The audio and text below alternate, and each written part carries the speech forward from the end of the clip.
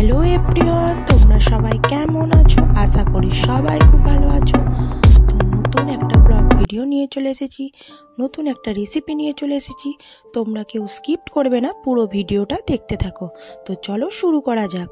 তো দেখতেই পাচ্ছ, এটা হচ্ছে বেগুনের ভর্তা। তো বেগুনটা না পুড়িয়ে কিভাবে এই ভর্তাটা বানিয়েছি, তো তোমাদের সঙ্গে সেই রেসিপিটাই আমি শেয়ার করব।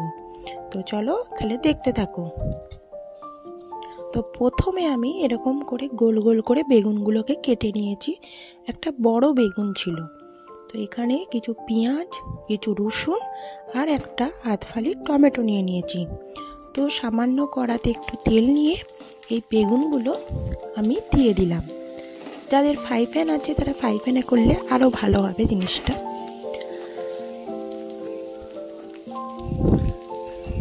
তো তারপরে কি করলাম, একটা সাইডে একটা টমেটো আর পেঁয়াজ আর রসুনগুলো দিয়ে দিলাম।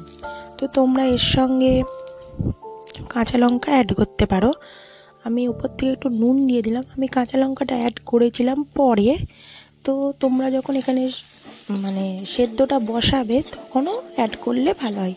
যেহেতু আমাদের বাড়িতে আমার শ্বশুর মশাই কাঁচা লঙ্কা বা ঝালটা খান না, ওই জন্য আমি পরে অ্যাড করেছিলাম। তো তোমাদের ধনেপাতা থাকলে ধনেপাতাও রাখবে। তো দেখো, তারপরে আমি একটু সামান্য জল দিয়ে চাপা দিয়ে এটা জিনিসটা সিদ্ধ করে নিলাম। তো টমেটো, পেঁয়াজ, রসুন এবং বেগুনটা সমস্তটাই সিদ্ধ হয়ে গেল। তো না পুড়িয়ে দেখো কত সুন্দর খেতে লাগবে এই বেগুনের ভর্তাটা। তো উপর থেকে আমি একটু বেশি করেই সর্ষের তেল ছড়িয়ে দিলাম।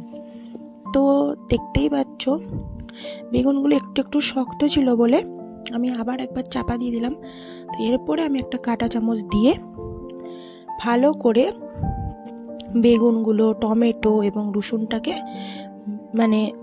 ম্যাশড করে নিলাম। তো ম্যাশড করে নেওয়ার পরে তো দেখছিলাম ভালোভাবে এটা যখন হচ্ছিল না কাঁটা চামচে করে, যেহেতু বুঝতেই পারছো গ্যাসটাও জ্বলছে, তো ওই জন্য আমি পরে কি করলাম, খুন্তিতে করে ভালো করে ম্যাশড করে নিলাম। আর এখানে রসুনগুলো যেহেতু একটু একটু গোটা গোটা ছিল, ওই জন্য ভালো করে যেহেতু এটা একদম মিশিয়ে নিতে হবে। তো আমি পরেও একটা গ্লাসে করে ভালো করে পুরো জিনিসটা একদম মিশিয়ে নিয়েছিলাম। তো এরকম করে তোমরা একবার বাড়িতে বানিও এবং এটা খেয়ে দেখো, খুব সুন্দর খেতে লাগবে। আমার হাজবেন্ড খেয়ে তো বলেছিল খুব দারুণ খেতে হয়েছে, যেহেতু একটু তেলটাও বেশি দিয়েছিলাম। তো দেখো এরকম করে অনেকক্ষণ ধরে একটু শুকনো শুকনো করে নিলাম। টমেটোটা থাকার কারণে একটু তো জল ছিল, তাই জন্য শুকনো শুকনো করলাম। তারপরে দেখো আমি কতগুলো লঙ্কাকে কুচি করে এর সঙ্গে দিয়ে দিলাম। দেখতে পাচ্ছ রসুনগুলো একটু একটু গোটা ছিল, আরেকটু রসুনগুলো সিদ্ধ করতে হতো, তাহলে আরও ভালো হতো। তো যাই হোক, আমি ভালো করে খুন্তিতে করে করে রসুনগুলোকেও মিশিয়ে নিলাম। তো দেখো আমি এরপরে একটা থালাতে নামিয়ে নিয়েছি।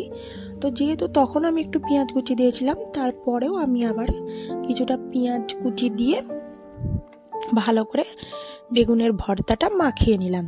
তো তোমাদের বাড়িতে যাদের যাদের ধনেপাতা থাকবে, আমার সেই মুহূর্তে ছিল না, তো এই কারণে আমি ধনেপাতাটা অ্যাড করতে পারিনি।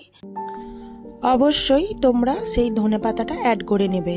তো দেখো আমার রেডি হয়ে গেছে বেগুনের ভর্তাটা। তো তোমাদেরকে দেখিয়ে দিলাম। তোমরা এইভাবে সবাই বানিও। তোমাদের রেসিপিটা কেমন লাগলো অবশ্যই কমেন্টে জানিও।